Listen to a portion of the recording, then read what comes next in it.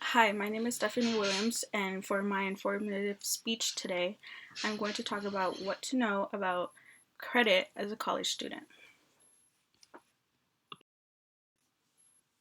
So, for the introduction, growing up, I was taught that credit is dangerous and it should always be taken seriously. In high school, there was not a class that was required to learn about economics or about credit. I found this to be strange because credit can basically help you financially in the future when you want to buy/rent a home, get a loan, or a car lease. So why not learn about it? As teens turn into young adults and mature into adults, becomes comes with responsibilities that many people do not want to face but surely must. Credit is one of them that everyone must learn to love or hate. This somewhat represents who you are and the kind of reputation that you carry that allows creditors to trust you to borrow money or spend money.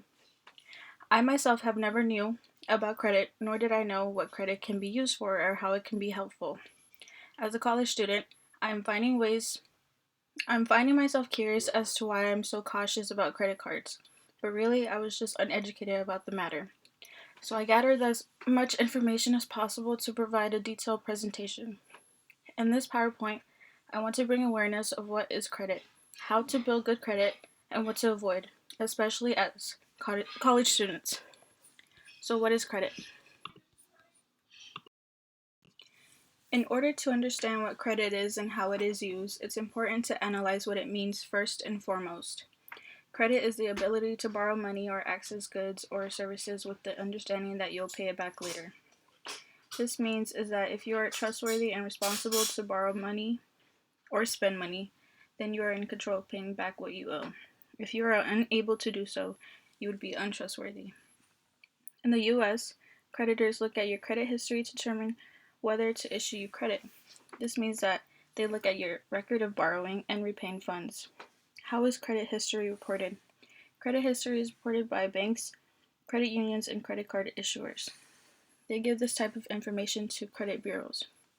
To help creditors lending decisions, creditors use a three-digit method known as a credit score as a first step in deciding whether or not to issue credit.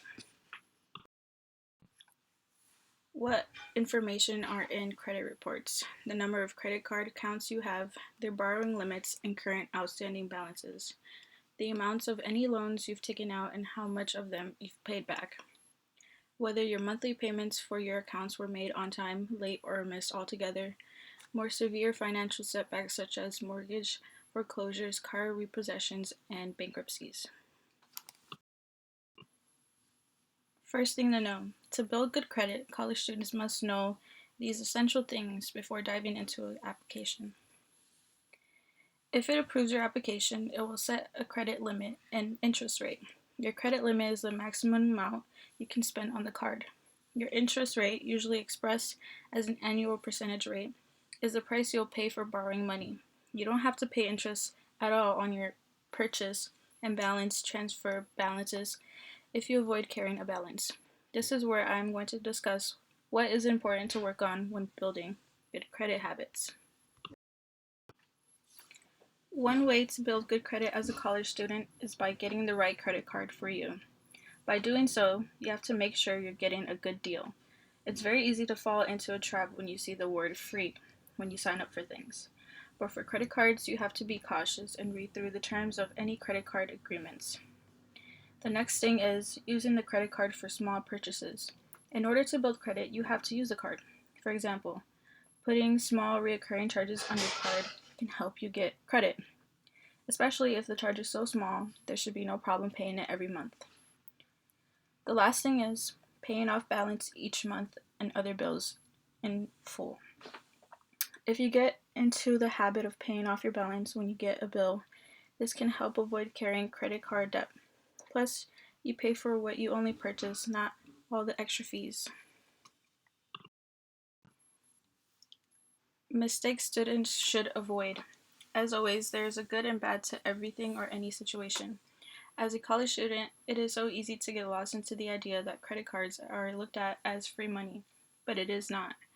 There are consequences to credit cards if they are misused. Mistakes that students should avoid are not setting a budget. By not tracking your finances, you'll never know if you're running up more debt than you think.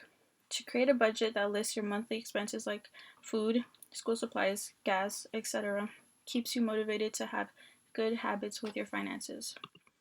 The next thing is missed payments. Missed payments or late payments have consequences. Young adults are in a position where they are most vulnerable to late fees. To avoid this, getting alerts a day or two before any bill comes up can help avoid any serious damage. Lastly, co-signing with parents. If you are not financially ready to carry a credit card, there is no need to ask your parent to co-sign. Since the laws have changed for people under the age of 21 to get a credit card, parents can co-sign their child's credit card. However, if there is no income coming in to afford payments, there is no need to drag parents into something that can harm them as well. In conclusion, credit may not be something that college students think of at first, but it should definitely be a thought to think about. Credit and credit cards should not have to be a scary thing if you know what you are getting yourself into and how much you are capable of handling while being responsible. Starting and setting up your future should be easy and helpful for those young college students that are planning to take their future to the next level or are thinking towards it. I think that credit cards are a great source to use to get things such as a house or a car, to have some stability in life and not to worry too much about what you cannot get. I feel as though more people should be educated on the subject and to overall be smart with their money. Thank you for watching my presentation on what students should know about credit.